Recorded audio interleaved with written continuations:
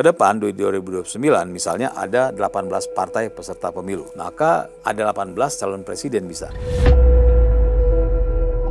Yang terjadi sekarang ini kan sudah menjadi rahasia umum adalah masyarakat dalam pemilihan baik di pemilu maupun di pilkada itu tidak melihat sosok jadinya, tapi melihat seberapa banyak bayaran dari si calon.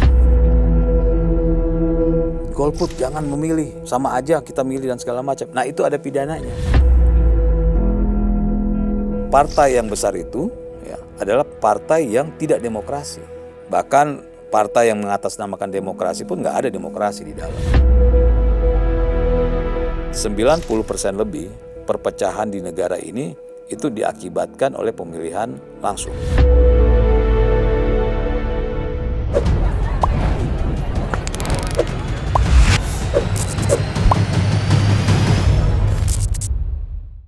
Pemirsa, kembali lagi bersama saya, Teddy Gusnaidi, di dalam program OTT, On The Table.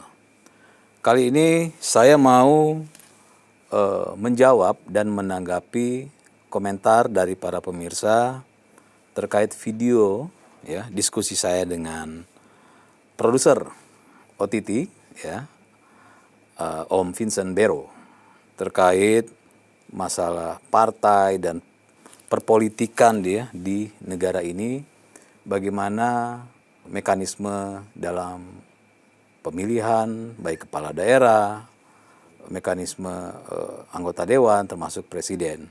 Dan dalam diskusi itu ya saya menyampaikan beberapa hal yang mungkin publik belum banyak yang mengetahui terkait demokrasi dan pemilu di negara ini, termasuk pilkada di negara ini. Apa efeknya terkait pilkada, apa efeknya pemilu dengan sistem yang sekarang ini. Ya, jadi dari diskusi tersebut sudah ada beberapa komentar menarik yang akan saya tanggapi. Nah, bagi yang belum menonton silakan menonton di channel cumicumi.com di folder OTT On The Table.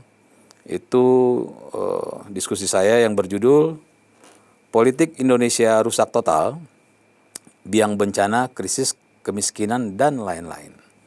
Silakan ya, kalau belum ada yang menonton dan ingin menonton dan menanggapi, kita persilakan. Siapa tahu ada komentar-komentar yang menarik akan kita tanggapi pada video selanjutnya. Saya langsung mulai. Ini ada tanggapan dari Kiluami Zuno.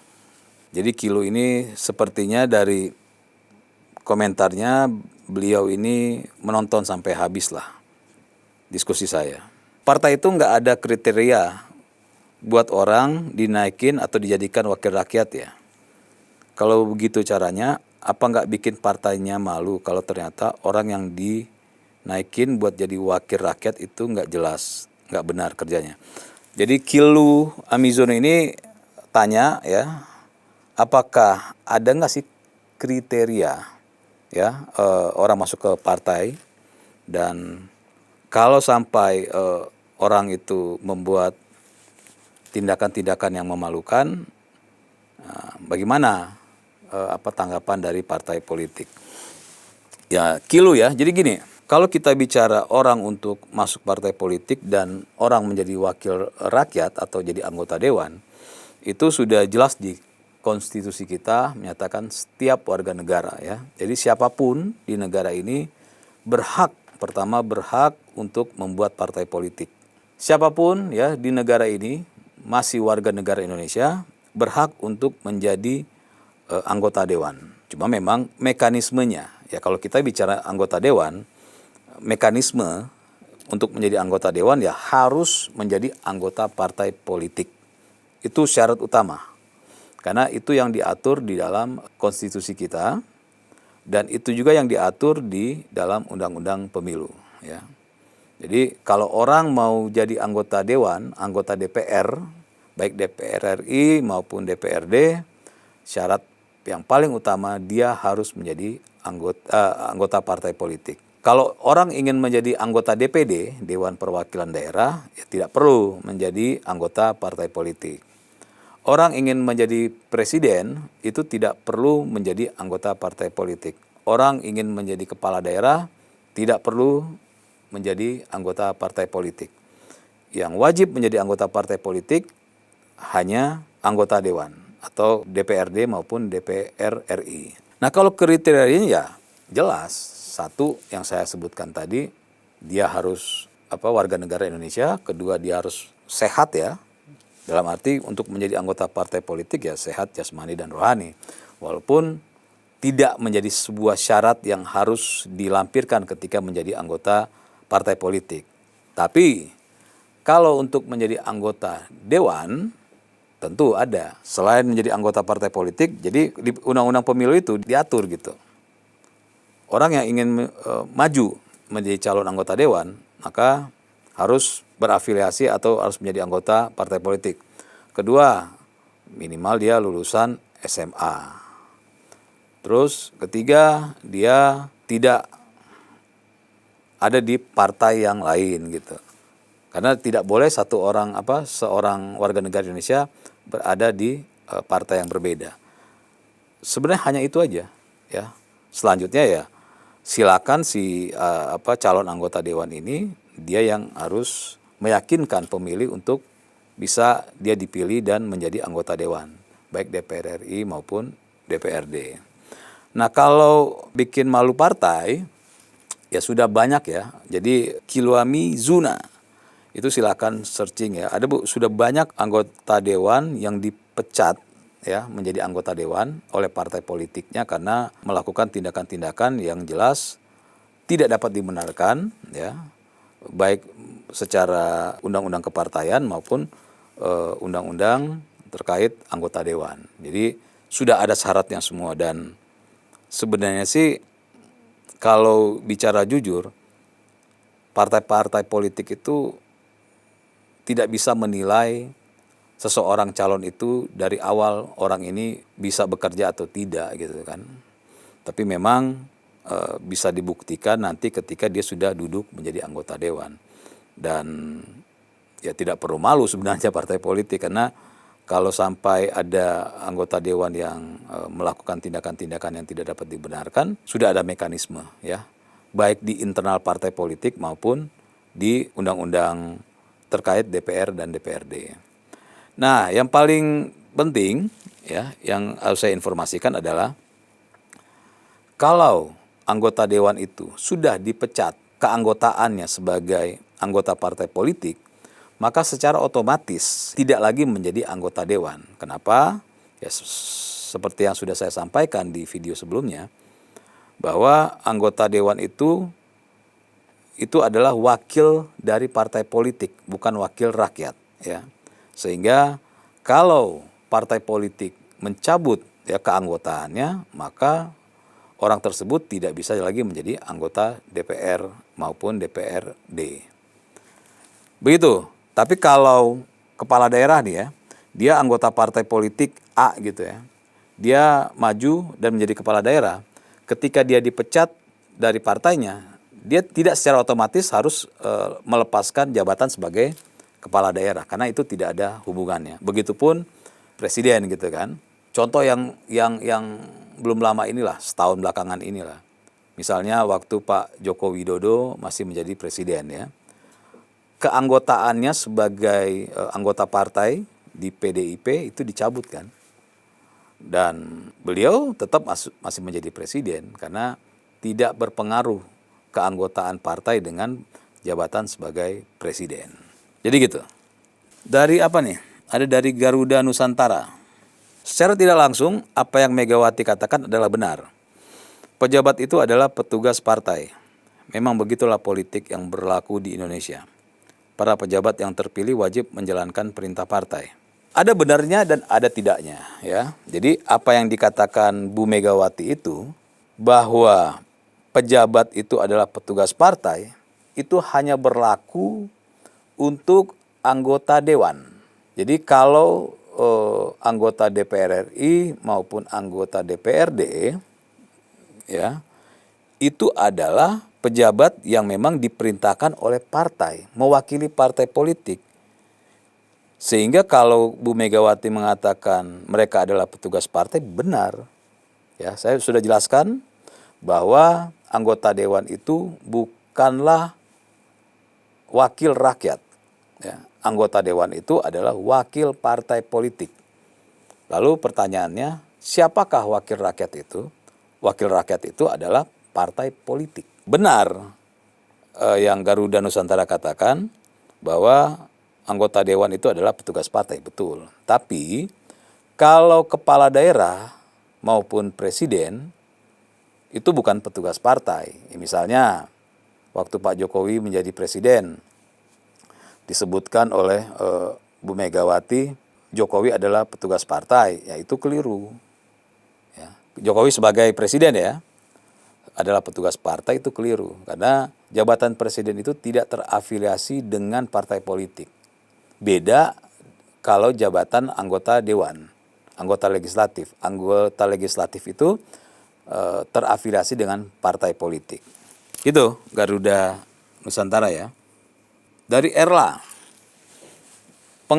pengaruhi atau ajak orang untuk golput dapat dipidana. Padahal dia bisa jadi benar atau salah dengan memprovokasi berdasarkan argumen yang jelas bahwa misalnya si calon tidak pro lingkungan dan HAM dan lain-lain. Maka bila orang itu jadi penguasa dan timbul bencana, dapatkah ia dipidana? Sementara dia persiapkan undang-undang sebagai bentuk perlindungan dan benteng diri dengan penegak hukum untuk melindungi dia dengan memakai APBN uang rakyat. Oke, Erla ya, satu-satu ya. Jelas bahwa mempengaruhi orang untuk golput itu dipidana ya. Itu di undang-undang yang katakan. Jadi bukan saya yang katakan, itu undang-undang yang mengatakan. Jadi bagi pemirsa juga ya, kalau menyatakan pendapat bahwa saya tidak suka dengan calon A, itu boleh. Itu adalah pendapat dan itu dilindungi oleh undang-undang. Hak kita. Hak kita untuk menyatakan bahwa si calon A itu jelek atau buruk tingkah lakunya. Boleh. Sekeras apapun kita menyampaikan bahwa si A ini nggak pantas, nggak apa-apa. Bahkan sangat dibolehkan ketika kita secara pribadi mengatakan saya tidak akan memilih si A. Boleh.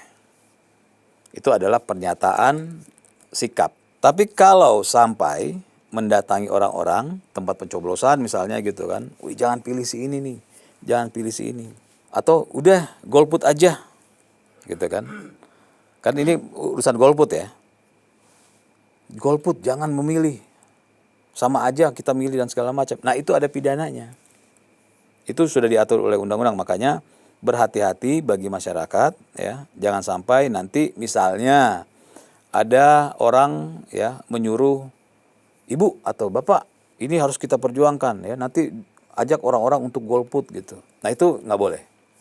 Ya, itu jelas pidana, dan yang akan dipidana bukan yang menyuruh, ya, tapi yang melakukan. Jadi bapak ibu ketika melakukan hal itu, maka yang akan kena sanksi hukum adalah bapak dan ibu. Jadi harus berhati-hati. Kalau untuk menyampaikan pendapat, bahkan menyampaikan bahwa kami atau bukan kami, tidak boleh kami. Saya tidak akan memilih, saya akan golput, boleh. Saya menyatakan, bahkan misalnya live gitu kan, saya menyatakan saya akan golput, boleh. Saya tidak suka dengan calon ini, karena calon ini begini-begini, boleh. Tapi kalau sampai mengajak, nah itu sebagai bukti tindak pidana. Lalu, apa nih? Maksudnya si Erla, nanti kalau dia jadi, dia akan bentuk undang-undang untuk membentengi dirinya gitu kan. Gak bisa Erla, karena undang-undang itu tidak bisa sembarangan dibuat. Undang-undang itu turunannya dari Undang-Undang Dasar 45. Jadi Undang-Undang Dasar itu, undang-undang ketika dibuat di DPR dengan pemerintah, ya, ketika mereka menyusun pasal per pasal, itu selalu setiap pasal mereka cocokkan dengan Undang-Undang Dasar 45.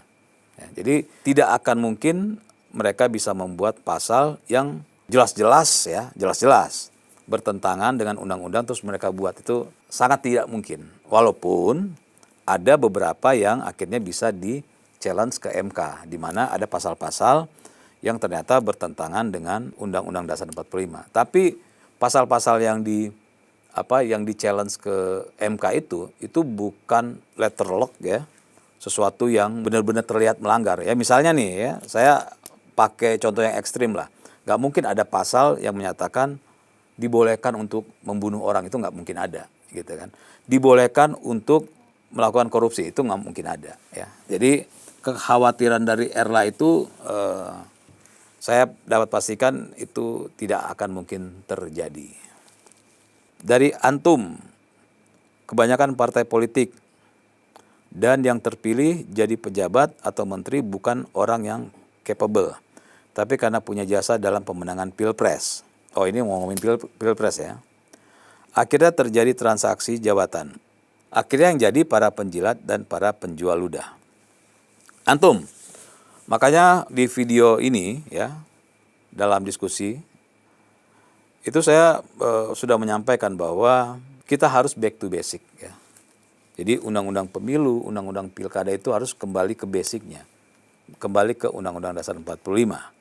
Di mana pemilihan untuk pemilu legislatif atau pemilu DPR itu dipilih bukan orangnya, tapi partainya. Itu harusnya balik lagi ke konstitusi kita. Karena konstitusi kita ya mengatur bahwa pemilihan itu memilih partai politik. Lalu kedua, harus back to basic lagi untuk pilkada. Pemilihan kepala daerah. Pemilihan kepala daerah itu harus balik lagi ya ke konstitusi kita. Harus balik lagi ke Pancasila di pasal 4 bahwa kita itu adalah perwakilan. Di mana untuk kepala daerah dipilih oleh ya DPRD. Nah, ini yang akan meminimalis yang namanya kekhawatiran dari antum ya. Kita memiliki orang-orang yang tidak capable gitu. Kalau sekarang dengan pemilihan langsung orang per orang untuk DPR, maka ya kita akan mendapatkan anggota dewan yang kayaknya kurang pantas gitu untuk menduduki jabatan tersebut. Tapi mau tidak mau ya mereka memang dipilih, suka tidak suka. Begitupun dengan kepala daerah. Nah, untuk Pilpres tahun 2024 atau 2025 ini itu sudah ada putusan MK di mana partai politik ya, peserta pemilu ya, ingat ya, partai politik itu banyak tapi peserta pemilunya terbatas. Jadi partai politik peserta pemilu untuk 2029 nanti itu tidak perlu lagi ya berkolaborasi antar partai untuk mencalonkan presiden. Jadi setiap partai politik di 2029 nanti, partai politik peserta pemilu itu boleh mencalonkan calon presiden sendiri. Tidak ada lagi yang namanya ketentuan khusus di mana harus berapa persen untuk bisa mencalonkan calon presiden.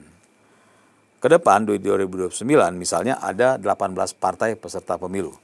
Maka ada 18 calon presiden bisa nanti ya yang akan berlaga di pemilu 2029. Nah, dengan putusan MK ini ya, itu yang akhirnya yang antum khawatirkan itu tidak terjadi. Karena siapa yang menang, misalnya partai A menang, maka dia tidak perlu berkolaborasi dengan partai yang lain untuk menentukan menteri-menteri. Dia bisa menentukan menteri dari internal partainya sendiri atau tokoh-tokoh yang dianggap walaupun bukan orang partai yang dianggap mumpuni untuk menjadi menteri. Nah, kalau sekarang ini mau tidak mau karena ketentuan ya di pemilu 2024 ketentuannya ada syarat ya minimal untuk mencalonkan presiden, mau tidak mau partai politik ya akhirnya berkolaborasi ya. Berkolaborasi sehingga ketika menang presidennya mau tidak mau partai-partai yang berkolaborasi ya tentu harus mendapatkan jatah kekuasaan. Kenapa? Ya karena partai politik, tujuannya partai politik itu adalah untuk mendapatkan kekuasaan. Sehingga bukan sesuatu yang aneh ketika partai-partai berkolaborasi mengusung calon presiden dan calon presidennya menang, tentu kue kekuasaan harus dibagi ke partai-partai tersebut. Mau tidak mau, dan itu memang mekanisme yang berlaku di 2024. Nah, di 2029 nanti akan berbeda. Ya, karena masing-masing partai boleh mencalonkan calon presiden, sehingga mereka tidak punya beban untuk membagi kue kekuasaan dengan partai-partai yang lain. Begitu, Antum ya, mudah-mudahan tidak ada perubahan lah di 2029 ya. Jadi setiap partai politik bisa mencalonkan calon presiden sendiri. Dari Umi Nani, andaikan kita tidak tergantung dari oligarki dan ketum-ketum partai politik. Begini, Umi Nani, Umi Nani, jangankan Indonesia ya, di seluruh negara di dunia ini itu ada partai politik.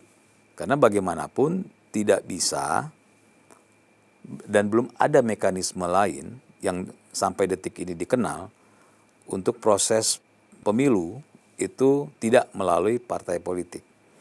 Karena dengan partai politik akhirnya ya setiap partai politik bisa melahirkan para tokoh-tokoh sebagai calon pejabat nantinya. Mau jadi calon presiden, mau jadi calon kepala daerah maupun menjadi calon anggota dewan.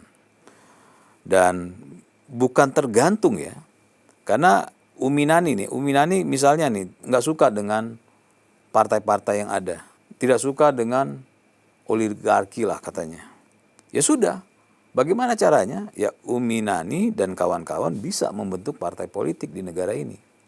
Ya, jadi pilihannya di demokrasi di Indonesia maupun di seluruh dunia memang begitu. Ya, kalau tidak suka dengan partai-partai yang ada, maka untuk bisa merubah merubah arah negara ini menjadi lebih baik misalnya, maka Umi Nani dan kawan-kawan bisa membentuk partai politik karena itu adalah kendaraan ya di dunia manapun untuk mendapatkan kekuasaan. Jadi kalau Umi Nani tidak mau tergantung dengan ketum-ketum partai politik yang ada sekarang, ya Umi Nani silakan membuat partai politik dan menangkan pemilu maupun pilkada. Sehingga Umi Nani bisa mengarahkan sesuai dengan apa yang diinginkan oleh Umi Nani untuk Indonesia ini. Begitu. Ini dari Roroma. Salah siapa? Sudah tahu mafia dan manusia korup, lalu kenapa rakyat pilih? Semenjak kapan mafia peduli dengan rakyat? Roroma, ya sebenarnya kalau kita bicara mafia dan manusia korup, ya nggak semua pejabat kita begitu, nggak semua orang partai politik begitu ya, nggak semua pemimpin kita begitu. Tapi yang paling penting adalah nggak ada yang namanya mafia dalam arti yang sebenarnya ya. Karena yang terjadi sekarang ini kita nggak perlu melihat mafia pejabat maupun manusia korup ya seperti yang Anda katakan. Kita harus melihat di kita saja lah, di sekeliling kita, di lingkungan kita ya. Ada nggak mafia? Ada. Ada nggak orang-orang yang korupsi? Ada. Jadi kita jangan melihat bahwa pejabat itu kan rakyat juga yang lahir dari masyarakat seperti kita. Hanya mereka menggunakan kendaraan partai politik ya untuk bisa duduk di kursi baik presiden, baik di DPR maupun di kepala daerah. Nah, jadi nggak ada yang salah nih. Yang salah itu kalaupun harus ada yang disalahkan, yang harus disalahkan itu adalah ya yang memilih. Ya termasuk misalnya Roroma. Ya Roroma, Anda memilih nggak di pemilu, di pilkada. Nah kalau Anda tidak memilih, ya Anda adalah bagian atau orang-orang yang ikut menyumbangkan orang-orang yang tidak Anda sukai untuk menjadi pejabat di negara ini. Nah, yang terjadi sekarang ini kan sudah menjadi rahasia umum adalah masyarakat dalam pemilihan baik di pemilu maupun di pilkada itu tidak melihat sosok jadinya, tapi melihat seberapa banyak bayaran dari si calon. Nah, ini juga menjadi salah satu yang Anda katakan manusia korup, ya. Kenapa? Ketika masyarakat menerima suap dari calon-calon, ya, calon-calon dalam kontestasi, maka si penerima itu adalah manusia korup juga, ya. Orang-orang, ya, masyarakat yang ikut terlibat di dalam pemenangan calon, ya, mempengaruhi teman-temannya dengan melakukan membayar, itu adalah mafia juga. Jadi mafia dan manusia korup itu jangan kita hanya melihat di pejabat, tapi di sekeliling kita juga begitu. Bagaimana caranya supaya tidak ada mafia pejabat? Bagaimana supaya tidak ada manusia pejabat-pejabat korup? Ya, semuanya ada di tangan masyarakat, semuanya ada di tangan rakyat. Yang menentukan mereka kan ada di TPS. Jadi kalau Roroma dan kawan-kawan ingin agar memiliki kepala daerah yang sesuai dengan pandangan dan keinginannya, maka pilihlah calon kepala daerah yang benar-benar dinilai, ya, mumpuni, bukan hanya berdasarkan berapa bayarannya. Nah, mulai dari masyarakat harusnya, mulai dari masyarakat dan Roroma, ya, kalau memang peduli terhadap bangsa dan negara ini, ya Roroma mulai mensosialisasikan di sekeliling rumahnya, teman-temannya, tetangganya, saudaranya, jaringannya untuk memilih calon-calon pejabat bukan karena bayarannya. Jadi sebenarnya kalau kita mau bicara manusia korup dan mafia, di sekeliling kita banyak. Jadi jangan dulu kita bicara jauh-jauh lah. Kita harus benahi dulu di sekeliling kita. Ya Sinta, politik Indonesia hancur karena beberapa partai itu bukan demokrasi tapi partai keluarga. Nah, ini statement saya ini sempat ada yang memperdebatkan, kan. Saya bilang tidak ada namanya partai politik itu yang demokrasi. Nggak ada. Saya nggak bicara di luar negeri lah. Saya bicara di dalam negeri saja. Nggak ada yang namanya demokrasi di dalam partai politik. Bahkan partai yang mengatasnamakan demokrasi pun nggak ada demokrasi di dalam. Dan partai yang besar itu, ya, adalah partai yang tidak demokrasi. Karena kalau terjadi demokrasi di dalam partai politik, maka partai politik itu nggak akan pernah menjadi partai peserta pemilu, ya, nggak akan pernah ikut pemilu. Karena lebih banyak mengurusi internal, ya. Karena menyatukan berbagai banyak kepala itu nggak mungkin di partai politik. Jadi tidak ada yang namanya partai politik, ya. Ini statement jelas. Tidak ada partai politik di Indonesia yang demokrasi. Bahkan ada partai yang menamakan demokrasi pun tidak ada demokrasi di dalam. Lihat contohnya dalam penentuan kepala daerah, tetap pimpinan partai yang menentukan. Kita lihat di DPR, ya, ada nggak di DPR itu fraksi namanya fraksi rakyat? Nggak ada. Semuanya fraksi partai, partai A, partai B, partai C. Ada nggak demokrasi di dalam fraksi itu? Nggak ada. Kenapa? Karena nggak pernah kita lihat ada fraksi di DPR itu yang suaranya bertentangan satu dengan yang lainnya. Anggotanya nggak ada. Semuanya satu. Pokoknya kalau kata ketua pimpinan partai bilang, "Hei fraksi, kalian harus pilih A." Ya semuanya akan A. Nggak boleh menentang, ya. Nah memang itulah. Jadi partai politik itu ya memang tidak boleh ada demokrasi. Dan partai keluarga ya nggak apa-apa, nggak haram. Misalnya ketua umumnya ibunya atau bapaknya, terus pengurusnya anak-anaknya, nggak apa-apa, tidak haram dan tidak ada masalah. Ya itu kan sama kayak di perusahaan. Di perusahaan boleh nggak bapaknya direktur utama, anaknya direktur, dan anaknya yang lain jadi GM? Boleh, nggak ada masalah. Toh baik perusahaan maupun partai, mau itu keluarga kayak ending-endingnya kan bagaimana sosialisasi. Kalau partai politik itu jualannya bagaimana bisa mendapatkan suara, kalau perusahaan kan jualannya bagaimana mendapatkan keuntungan materi gitu.